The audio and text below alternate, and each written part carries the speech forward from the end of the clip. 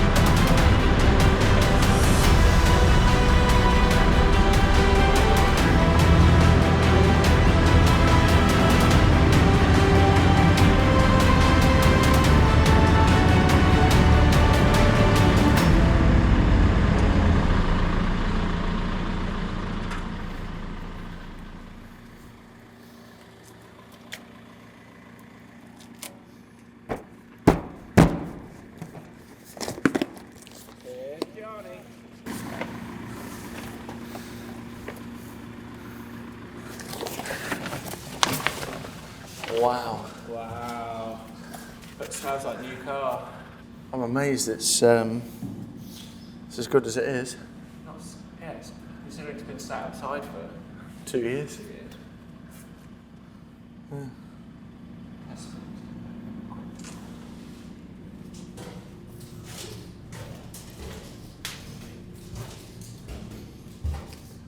Yeah. So this is a bit for your oil drainer that goes in there. Oh yeah.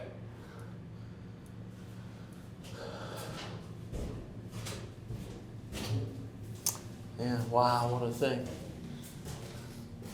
there's a pump that sits in that behind that inspection hatch. And a sump. What? That sumps out this? Yeah, in case you get anything in here, yeah. And then there's this as a hop up for wanting to get up higher. Yeah. And then there's shaker plates that sit in there.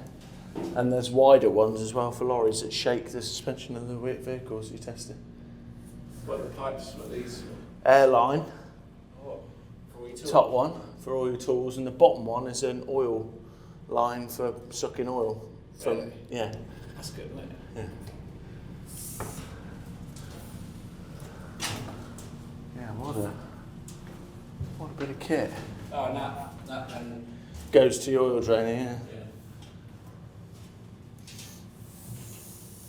It's well, lovely, isn't it? So in there it goes all the hydraulic power pack and everything for these. And there's 2 sets of shakers. So there's bigger ones for HGV and there's little ones for cars. And they shake the front suspension so you can see if there's any play in them. Really? Yeah, shaker plates, yeah. Well done, EverQuip. What a job. Just got to sort it out now, haven't we? Yeah, find a home. Exciting things to follow up in future episodes as we actually get to build Building 2. This pit is our HGV MOT lane and you'll see this coming on. But unfortunately, I ordered it 2 years ago. It's been sat waiting for us for a few years and I think it's going to be sat waiting for a few more. I ordered it when I thought that planning wasn't going to take 2 years and I thought my money might go further. That's it, basically. Maybe I was over optimistic. Moving on to what we have affectionately called Busy Corner, not Poo Corner, which is in the southwest side. corner of the site. Busy corner actually is going to be rather busy. There's quite a bit going on. We've got a forecourt separator, a silt separator, the substation, the main HV supply to the substation, the LV supply from the substation to the buildings. We've got drainage, we've got incoming mains water supply, a supply to the fire hydrant, and you name it, we've got loads of stuff. There's loads of ducting going on. Quack quack. While Evan and I finalise the plans of just how we're going to do all of this, Ben's on site making a start. I'm sure he's absolutely smashing it. Digger's bone hose, hydraulic hose. What does that look like when that goes? What happens? Lots of hydraulic oil sprays out all over the place, depending on where the hose is and the size of the hose. Unfortunately, it was quite a big hose. It was the one that controls the main hydraulic ram on top of the boom there. Were you digging too hard then, Ben? Is that what it was? I'm going to say that the hose is old and I like that. and required maintenance. In fact, it can't be my fault because last week I lost a sensor on the iDig and I smashed a GoPro. So let's not add something else. You're getting close. You can see where it's frayed. Oh yeah, wow. Frayed down there. When the arm moves, the hose kind of moves a lot. Mm-hmm. So where the metal meets the rubber, it's obviously more wear and it's frayed and come apart. It's always handy having a Blake around. Oh yes, yeah, that's gone well and truly, isn't it? It's rubbing on the. It's been rubbing on the bottom of the mast as well. So this is the same issue we had with the telehandler as well. There's a pipe that sits in the boom. That every time you move it up and down, it rubs, doesn't it? Yeah. So it's a terrible design for you. You'd think there'd be some housing or casing, wouldn't you? JCB for you. Is it? Hey, should have gone John Deere. Yeah. So while the digger's warming up, I'll introduce you to my corner. There's a lot going on over here. Right where I'm stood will be the landlord panel. And then this will be the substation for the whole site, and then you've got a parking bay for the substation with the water meter there. What we're going to do today is carry on digging it off.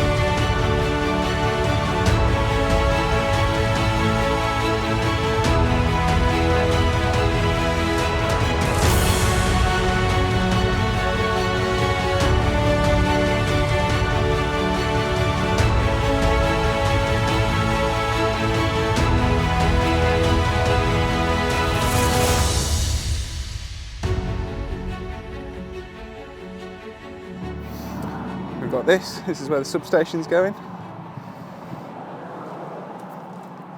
Ben's happy, therefore I'm happy.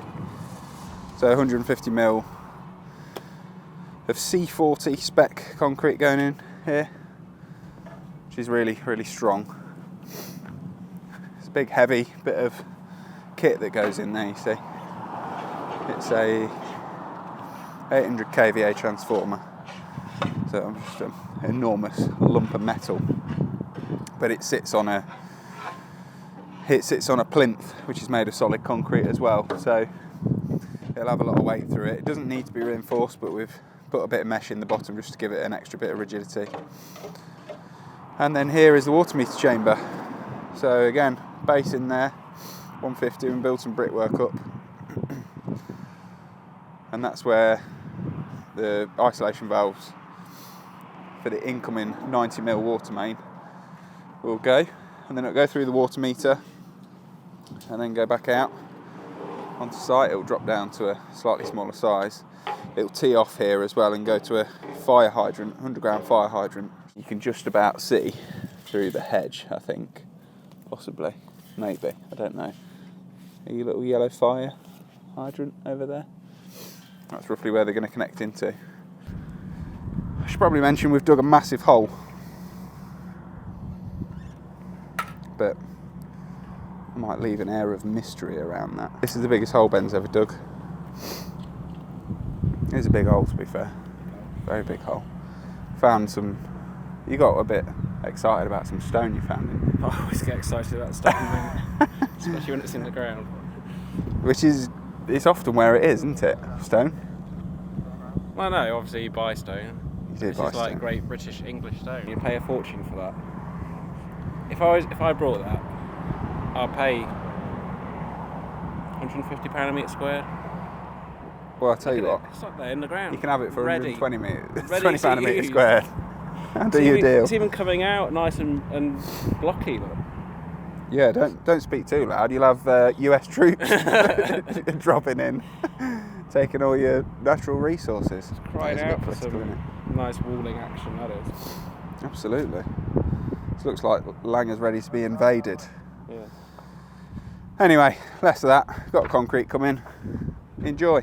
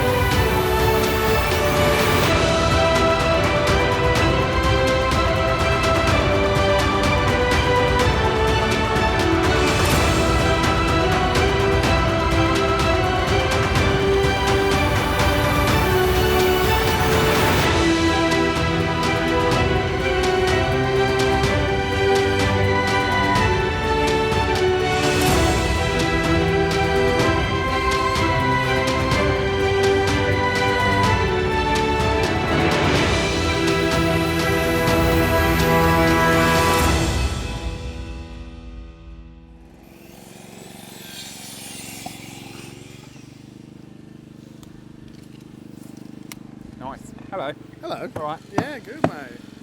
How's it going? Yeah, good. Shall I talk you through what we're doing over here? Yes, please, yeah. Doing a bit of wood butchery. So let's go over there and look what monstrosity I've created. This is Power Corner. This is where we're going to have the substation. So we've got all the electric coming in. We're going to have the water coming in as well.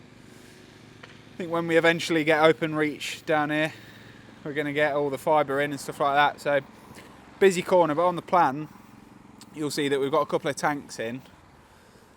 We've got a load more chambers, a load more drainage, got all the HV cabling, got a load of ducting going in, eco drainage, refueling area, refuel tank over there, kiosks, CCTV, lampposts.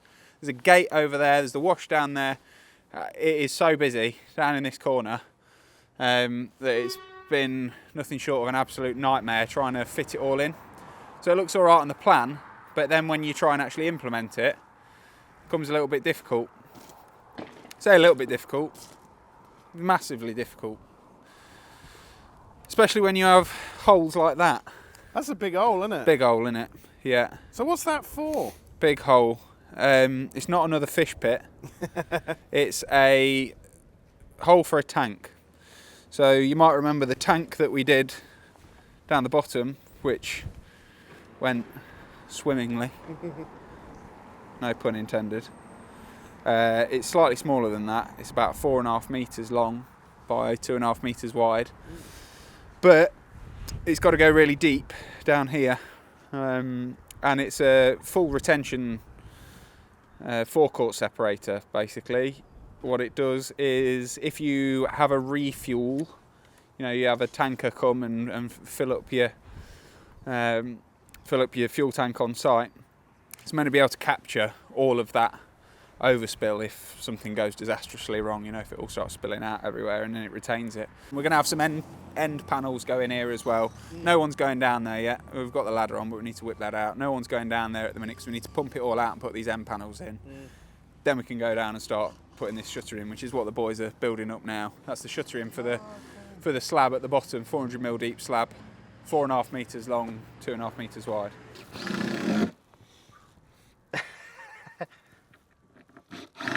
Substation plinth shutter in. Okay. What do you think? Wow, it's tidy, isn't it? Very tidy, So yeah. this is a completely different thing. So we've gone from yard drainage here to power, the electrical substation for the site, right? Yeah. Basically, we've poured a slab. Yeah. This is all on a national grid drawing, so this is to national grid specification. The GRP housing, all of the LV supplies, the HV supplies, they are all going to be adopted by National Grid, so that means they maintain it all. It's their responsibility, so it doesn't become an ongoing maintenance cost of us, basically, when we move in. This is the plinth on which the transformer will sit. So the transformer is basically like a big coil, and it just converts the high voltage electricity down to low voltage electricity. Low voltage would be 415 volts down from 11,000, and HV comes in this side into something called a ring main unit, which is literally just a connection that takes 2 lots of cables, because the national grid distribution network is a lot of it's wired in a ring like that, and if you want to maintain a leg of that ring, you want to be able to isolate it so that you can work on that without turning the whole ring off, sort of thing. So that's why they're going to pull 2 HV cables in like that. And then it'll go through there, through the transformer and out, and we get this thing called an LV pillar. And it's just multiple tap connections that you put your supplies onto. And we're going to have one for a landlord's panel, which is going just here. And a landlord's panel is basically just something that... It's a big old distribution board, and it helps with the metering of a big industrial site like this. So you'll have a supply going out to, say, building 1 and a supply out to building 2 and building 3 and then maybe building 4 in the future.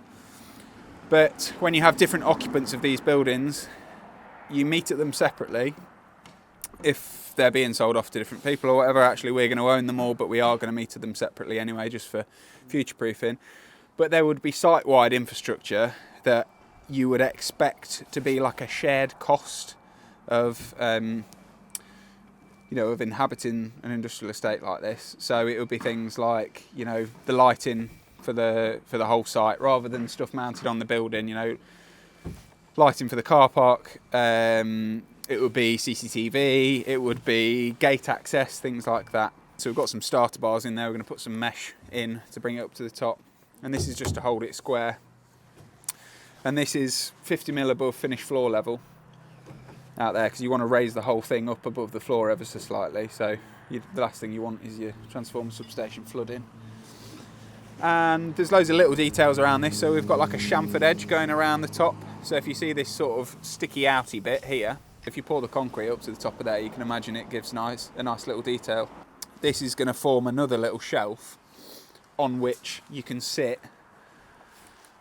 a little bit of like grid or something, you know what I mean? Because the transformer's going to go here and all the cables come in this void. So there's no concrete being poured in here, it's just going to be poured in this C shape.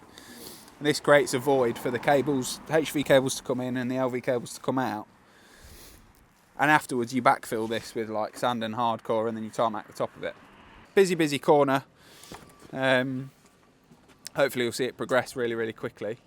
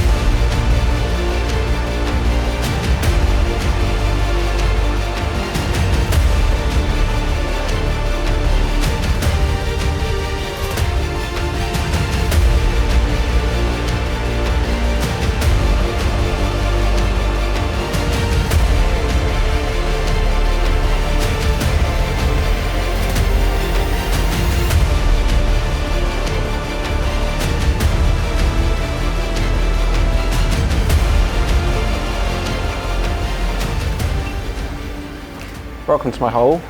So this is where the fuel separator tank is going.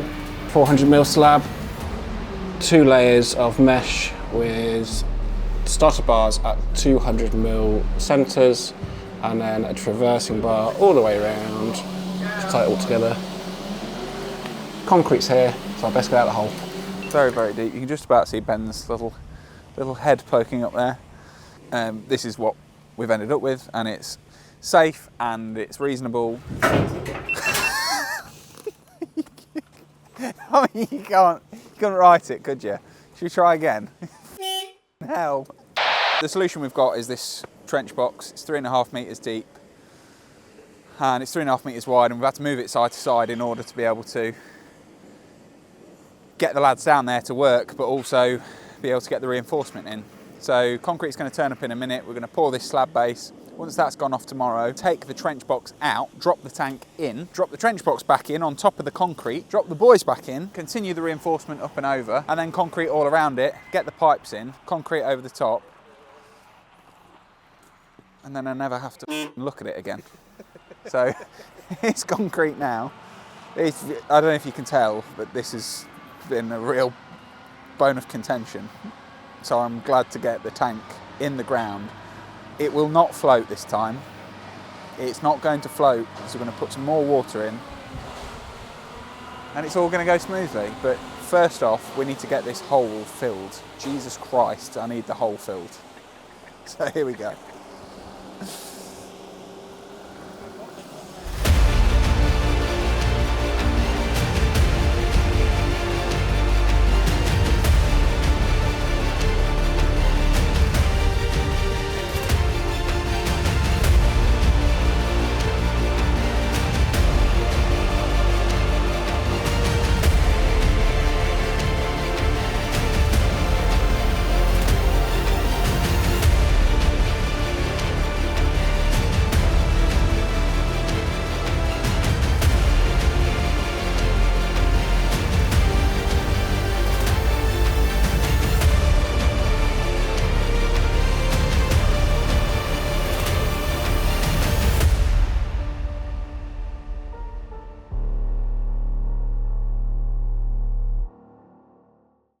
What do you reckon, Aaron? Is it the deepest hole you've ever concreted?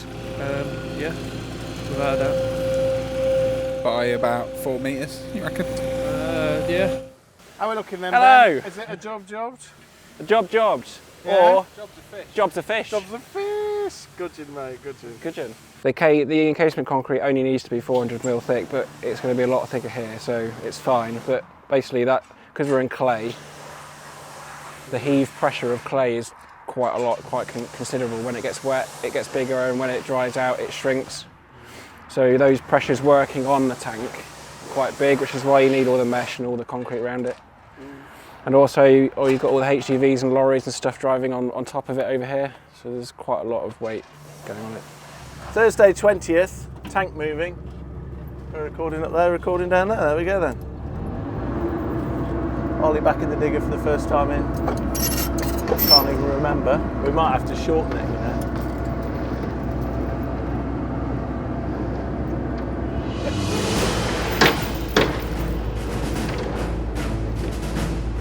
Alright.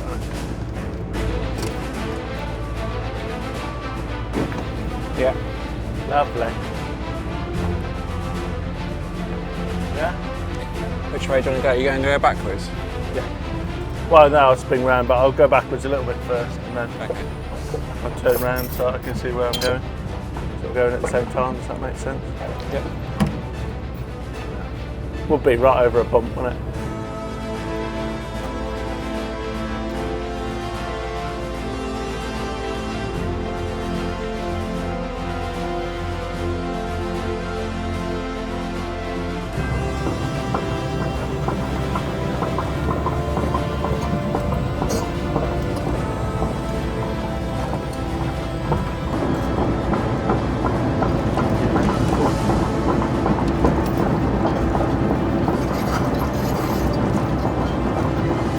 Push it in. Right?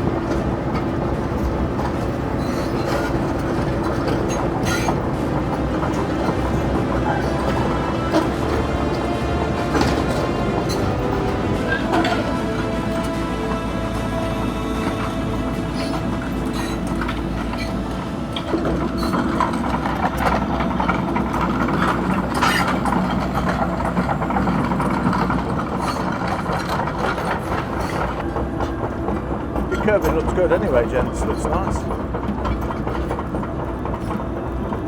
Do we need a rope on this for squaring it up in the hole? Absolutely.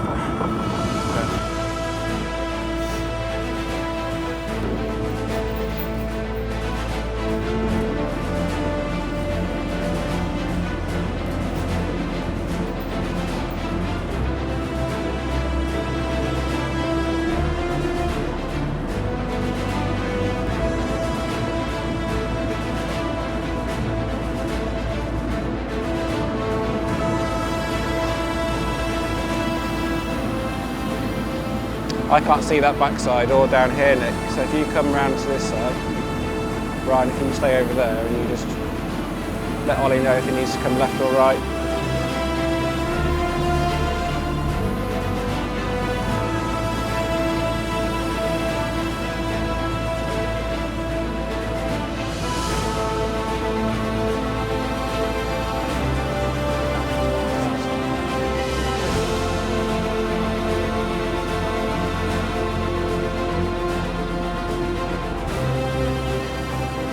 What about squareness?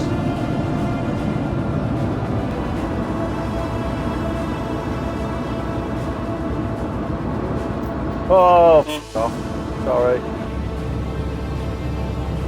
Yeah, we can't do anything with this now other than put water in it.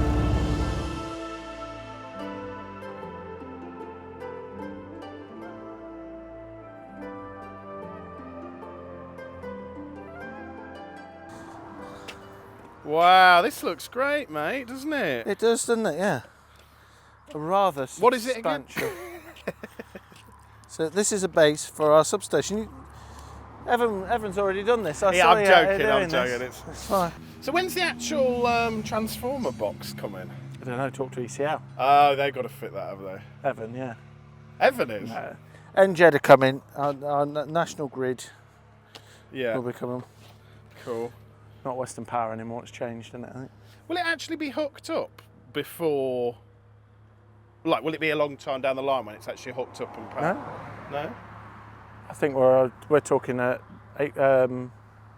June, I think. Wow. So how was it with pouring this? It's quite a tough shape, isn't it? They poured it yesterday, Yeah. and me and Nick knocked the shuttering off today. We've managed to save the majority of it and not damage the concrete too much. So. Did the shuttering hold well for the pour? Yeah, fantastic. Yeah, we're getting quite good at it now. Yeah. Yeah. Huge amounts of concrete, really. Yeah.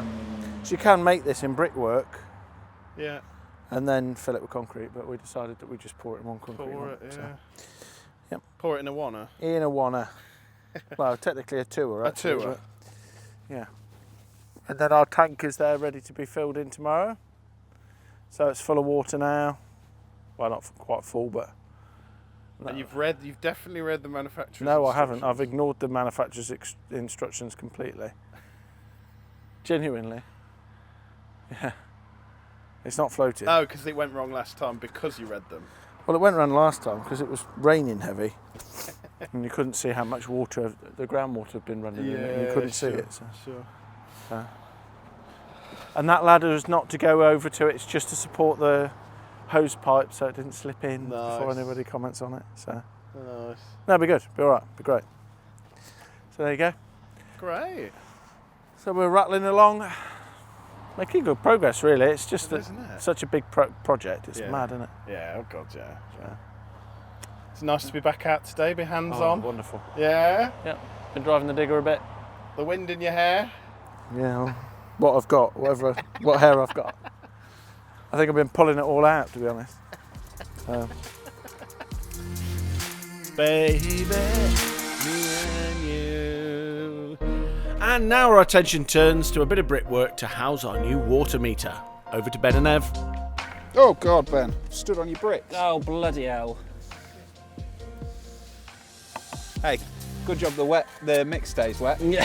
isn't it? Just learnt that from Ben. He said stand all over the bricks, mate, it don't matter. So we're just talking different techniques, weren't we? And Oh yeah, so, well, I never learnt bricklaying from college. I just did it as part of running a landscaping company. But I worked for the brickie for a bit, and he was more traditional, so you'd lay your bed out. As so, for example. You just lay it out and then... I'll show you when we do that return, I'll show you. But the other method is pick and dip, which I can't do, but it's very quick. Which is literally where if I take this bed up and pretend like we haven't done that. A lot of brickies get paid like per brick. So obviously the quicker you lay, the more you get paid. Per 1,000, isn't it, usually on a site? You get paid X amount per 1,000 bricks you lay. And there is actually a competition called Super Trowel, which is a... Yeah, I've seen that. What's his name? Charlie Collison. Yeah, I've seen him. He does pick and dip. Yeah, he does, doesn't he? That's where I've seen it. And that's literally where you get your bed and your brick at the same time, and you lay your bed down. And I don't think he even scuffs it or anything, and then you dip your brick in and you get your perp at the same time. Yeah, you like scoop it, don't you? Scoop it up. And it squidges in and it catches your perp. and catches your perp.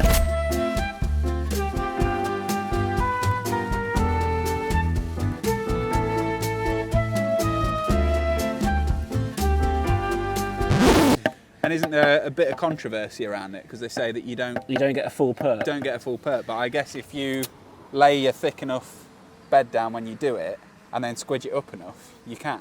Yeah, and also... But I see him arguing in the comments with people. If your perp's not full on the top, you can have a lad behind you, can't you, with a bit of mortar just dabbing it in. Just filling it in.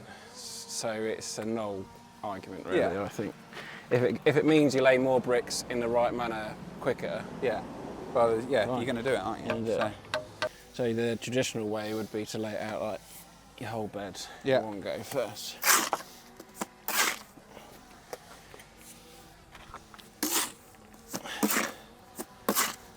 You don't want to get too far ahead with you on concrete because it sucks all the water out quite quickly.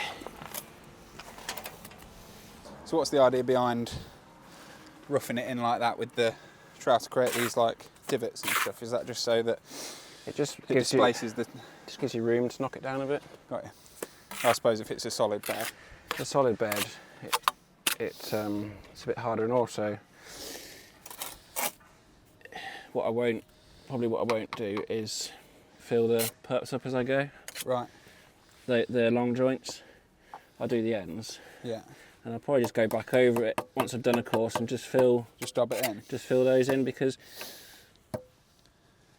is that the one you stepped on? Yeah. I was like, that doesn't look Look right. at the state of that. You call yourself a bricklayer. I stood on a brick. As you lay them and you knock them down and stuff, they'll push the one next to it out. Got you. Which is no fun really, is it? It doesn't really constitute a nice Friday. And I guess if you were building a house or something and your perp started to creep. But that's one of the hardest skills, is keeping perps lined up. Yeah, that's the judge of a good bricklayer, isn't it? If you look up the side of a house or a wall. You look up a big gable end or a wall, and all the perps are lined up, you think, now that's... Because houses are designed in brick widths. Yeah. Window placements, it's all to fit within the courses of engaging of bricks, isn't it? It's your eye that sets all that, keeping your consistent joint sizes. It's not, obviously your lines are set by string lines, but your brick spacing is all by eye. Yeah. Well, you can't set vertical lines up as well. No, of course for you every can't. single block. No, so, it's...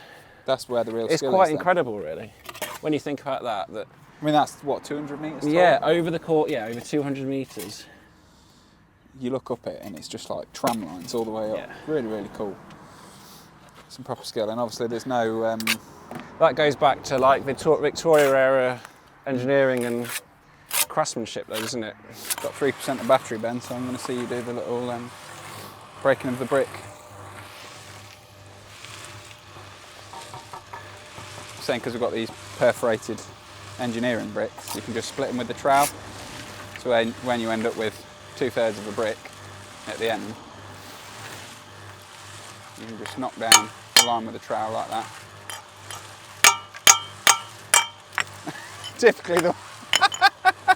Typically the one we film obliterates. Try again, take two. Perforated brick, you can split it with a trowel. Nice and clean.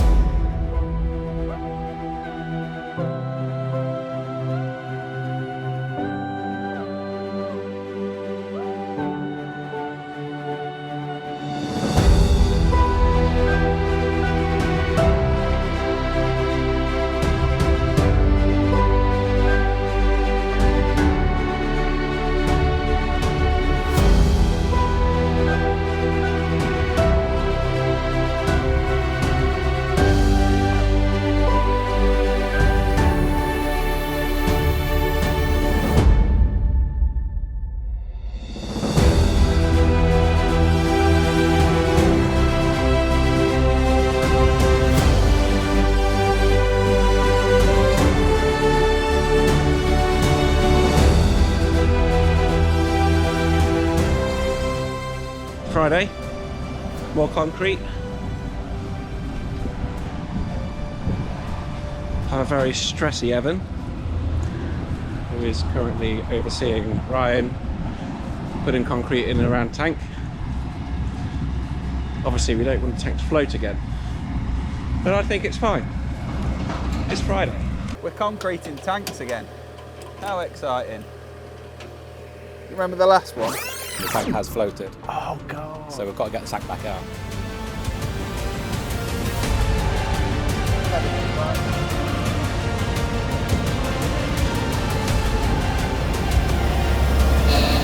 Oh, the water's gone to one end.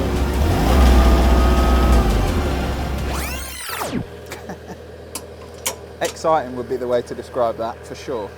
It was over there, and it was meant to be in the ground, and it wasn't. Just like last time, there was a load of water in the hole, so we had to pump that out, which was great fun. I'm doing my best drone impression. I'm on the cherry picker, and I've set it up so that just so I can monitor exactly where the concrete's going when it gets dropped in. That's probably a better angle.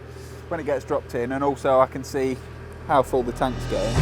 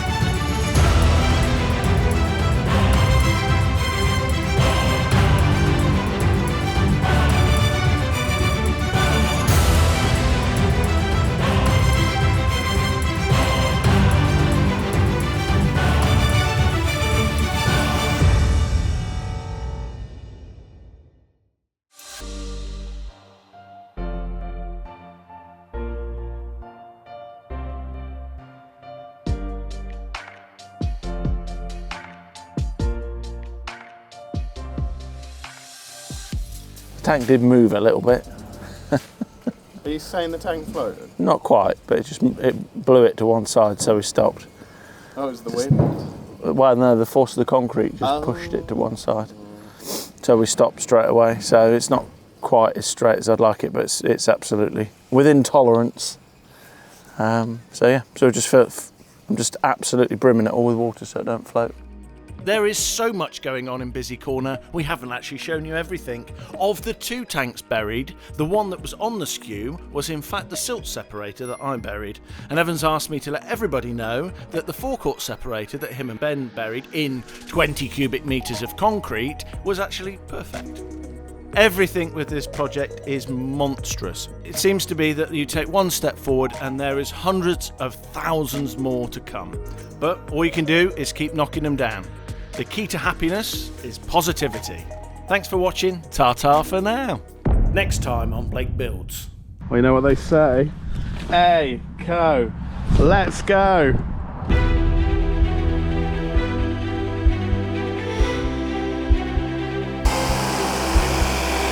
We're getting ready to put some reinforcing in here and then flood this whole channel. As easy as that. The Cobra. Hey! More concrete. Well,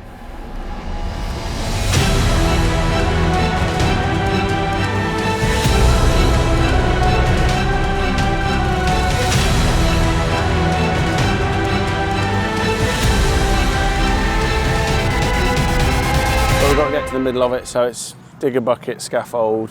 Line down the middle there. Yeah, the line that you can't get to So how are you going to do that then?